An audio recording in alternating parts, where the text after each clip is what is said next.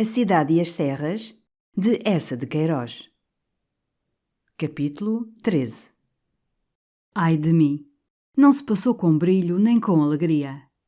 Quando o meu príncipe entrou na sala, com uma elegância onde eu senti as malas de Paris, abertas na véspera, uma rosa branca no jaquetão preto, colete branco lavrado e trespassado, copiosa gravata de seda branca, tufando e presa por uma pérola negra, já todos os convidados enchiam a sala, o Dom Teotónio, o Ricardo Veloso, o Dr. Alípio, o gordo Mel Rebelo, de Sandofim, os dois manos albergarias da Quinta da Loja. Todos se conservavam de pé, num magote cerrado. Em torno do sofá onde a tia Vicência se instalara, um magotezinho de cadeiras reunira as senhoras, a Beatriz Veloso, com caça branca sobre seda, que a tornava mais aérea e magra, com uma imensa trunfa de cabelo riçado, e as duas Rojões, com a tia Adelaide Rojão, vermelhinhas como rosinhas, ambas de branco, a mulher do Dr. Alípio, de preto, esplêndida como uma Vênus rústica. E foi na sala, como se realmente entrasse um príncipe, desses países do norte onde os príncipes são magníficos, muito distantes dos homens, e aterram. Um silêncio, como se o teto de carvalho descesse, nos esmagasse. E todos os olhos se enristaram contra o meu desgraçado Jacinto, como numa caçada hindu, quando à orla da floresta surge o tigre real. Debalde, nas confusas, apressadas apresentações com que eu o levava através da sala, os seus apertos de mão e sorrisos, o vago murmúrio da sua honra, do seu prazer, foram repassados de simpatia, de simplicidade. Todos os cavalheiros permaneciam reservados, observando o príncipe que subira a serra. E as senhoras mais se conchegavam à sombra da tia Vicência, como ovelhas à volta do pastor, quando na altura surge o lobo. Eu então, já inquieto, lancei o Dom Teotónio, o mais ornamental daqueles cavalheiros. O senhor Dom Teotónio foi muito amável em vir, Jacinto. Raras vezes sai da sua linda casa da Abrujeira. O digno sorriu, cofiando os espessos bigodes brancos de velho brigadeiro. Vossa Excelência chegou diretamente de Viena? Não, Jacinto viera diretamente de Paris com o amigo Zé Fernandes. Dom Teotónio insistiu. Mas certamente visita muitas vezes Viena. Jacinto sorria, surpreendido. Viena, por quê? Não. Há mais de 15 anos que não vou a Viena. O fidalgo murmurou um lento "Ah!" e ficou calado, de pálpebras baixas, como revolvendo análises profundas, com as mãos cruzadas sob as abas da longa sobrecasaca azul. Eu então, que vigiava, lancei o Dr. Alípio. O nosso doutor, meu caro Jacinto, é o mais poderoso e influente de todo o distrito. O doutor curvou a cabeça bem feita, com um belo cabelo preto, admiravelmente alisado e lustroso. A tia Vicência, que se erguera do sofá, chamava o meu príncipe, porque o Manuel anunciara o jantar, mudamente, mostrando apenas, à porta da sala, a sua corpulenta pessoa, muito tesa e muito vermelha. À mesa, onde os pudins, as travessas de doces de ovos, os antigos vinhos de Madeira e Porto, nas suas pesadas garrafas de cristal, fundiam com felicidade os seus tons rijos e quentes, Jacinto ficou entre a tia Vicência e uma das Rojões, a Luizinha, sua afilhada, que, por costume velho, quando jantava em Guiães, sempre se colocava à sombra da sua boa madrinha. E a sopa, que era de galinha com macarrão e arroz, foi comida num tão largo, pesado silêncio que eu, na ânsia de o quebrar, exclamei, ao acaso, sem pensar que me achava em Guiães, à minha mesa: "Está deliciosa esta sopa!" Jacinto ecoou: "Divina!" Mas como todos os convidados certamente estranharam este meu brado e o pasmo excessivo de Jacinto, o silêncio, carregado de estranheza, mais se carregou de embaraço. Felizmente, a tia Vicência, com aquele seu bom sorriso, observou que Jacinto parecia gostar das nossas comidas portuguesas.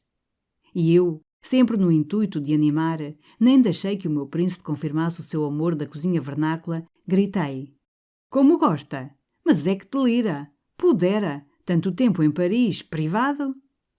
E como, ditosamente, me lembrara o prato de arroz doce preparado num natalício de Jacinto pelo cozinheiro do 202, contei logo a história, profusamente, exagerando, afirmando que o arroz doce continha foie gras e que sobre a sua ornamentada pirâmide flutuava a bandeira tricolor por cima do busto do conde de Chambord.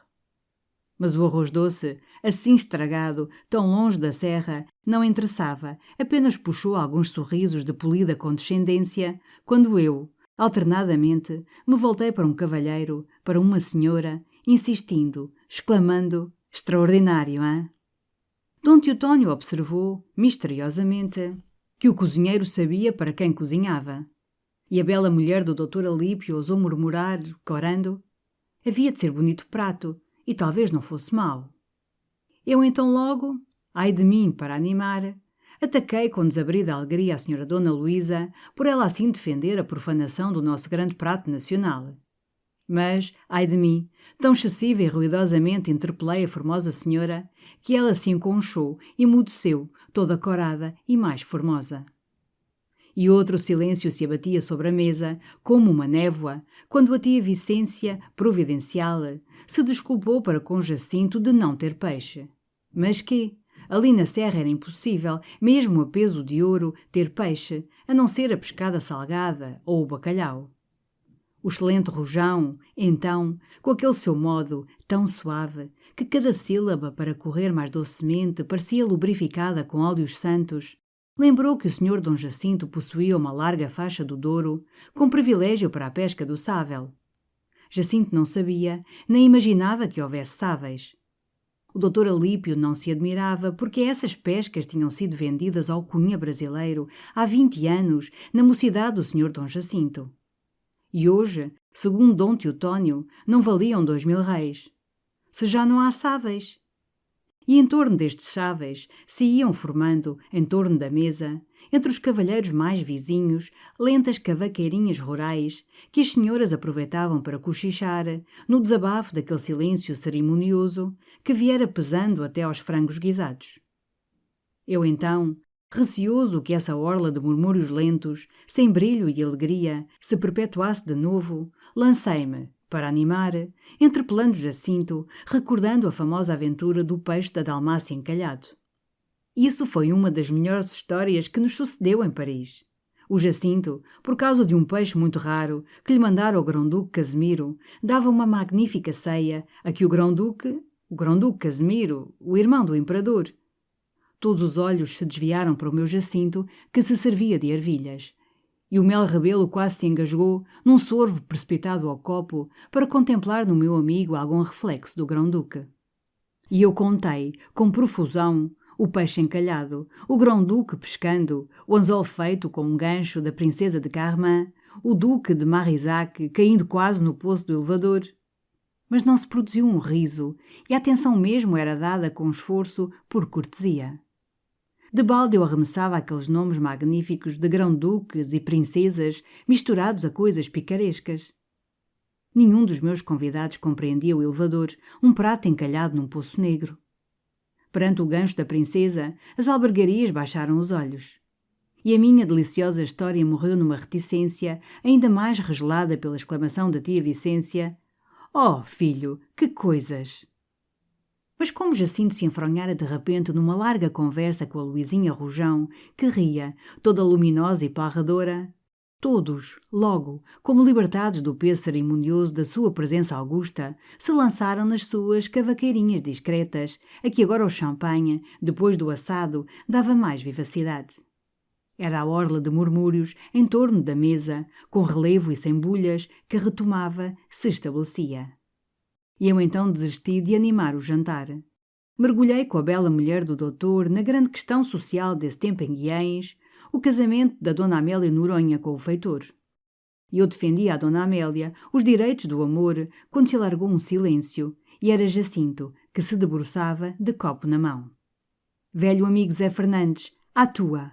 Muitos e bons, e sempre em companhia de tua tia e minha senhora, a quem peço para saudar.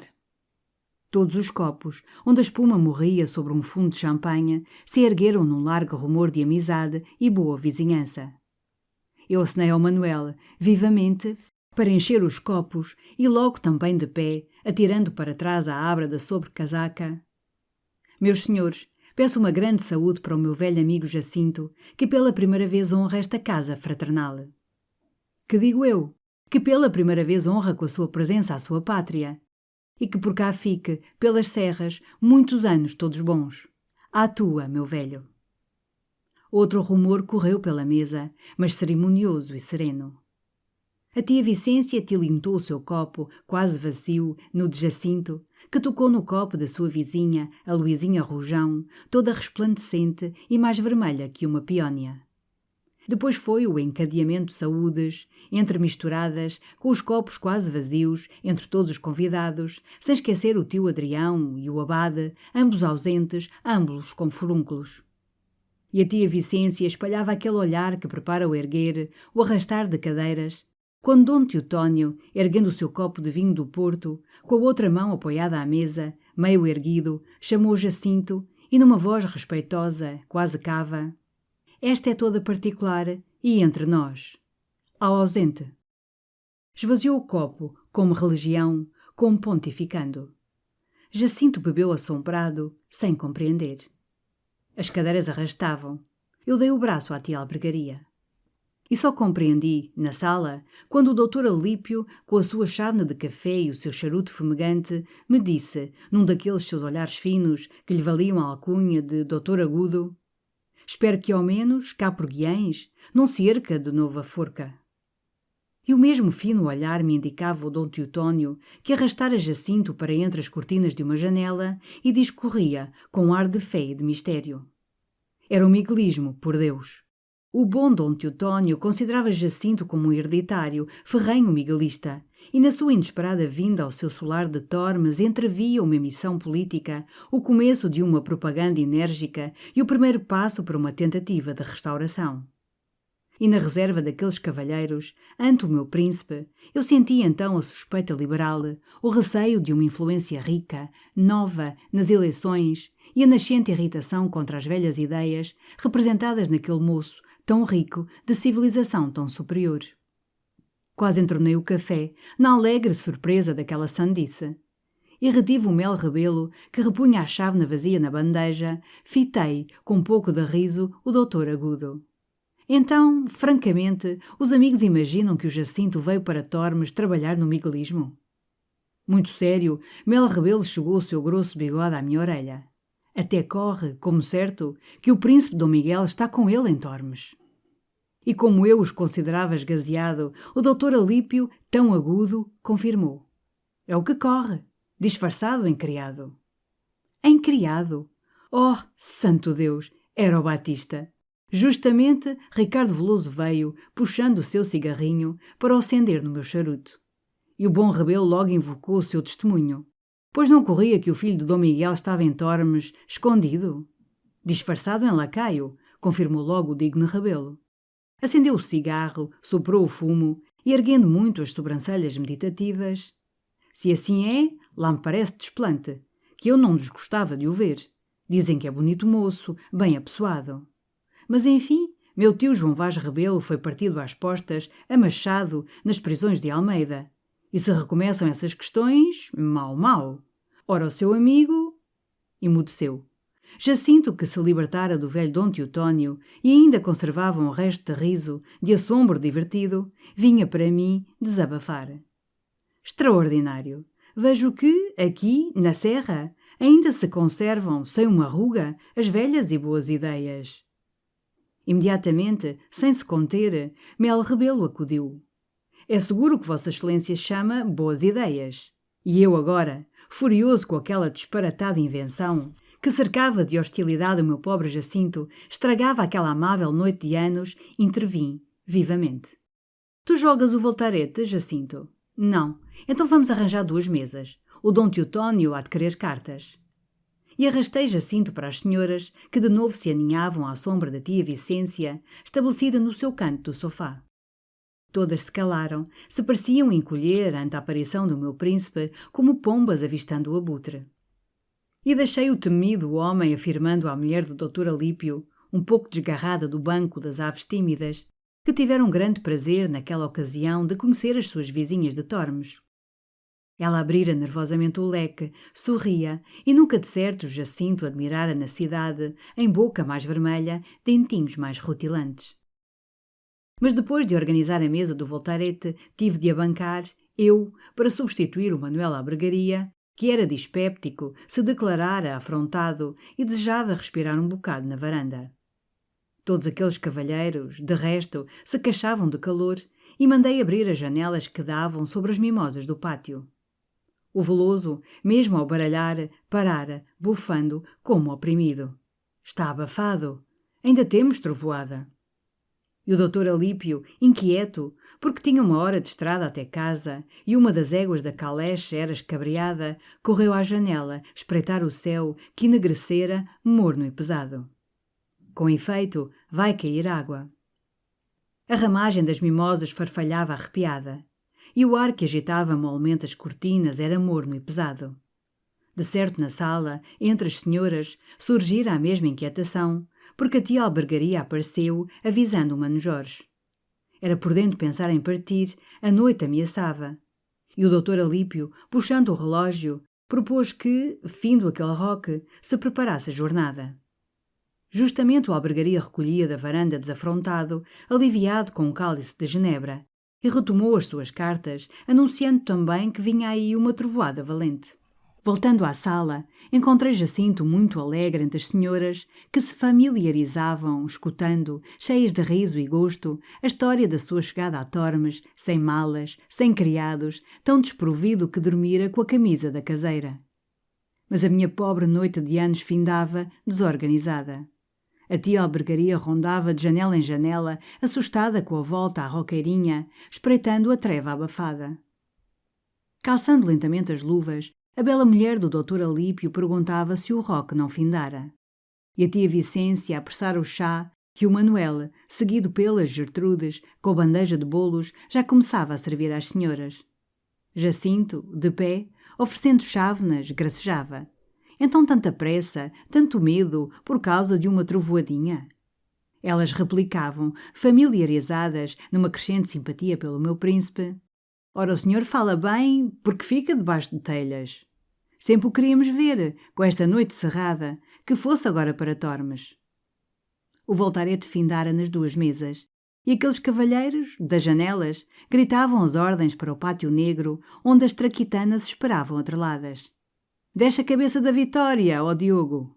Acende o lampião, Pedro, sempre ajuda à luz das lanternas. A Vicência, criada, chegava à porta com os braços carregados de chales, de mantilhas de renda. Como uma das albergarias ia no assento diante da Vitória, eu corria buscar o meu casaco de borracha para ela se abrigar se a chuva viesse. E só o Dom Teotónio, que tinha até casa meia légua de estrada boa, se não apressava, de novo filiado no meu príncipe, que levava para os lados mais solitários, em conversas profundas, que o seu dedo solene, espetado, sublinhava gravemente.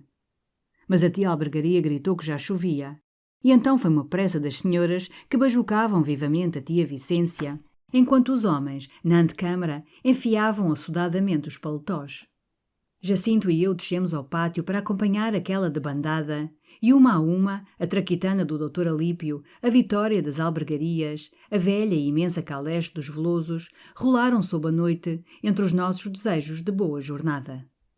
Por fim, Dom Teotónio calçou as luvas pretas e entrou para a sua caleche, dizendo a Jacinto: Pois, primo e amigo, Deus permita que do nosso encontro e do mais que se passar, algum bem resulte a esta terra.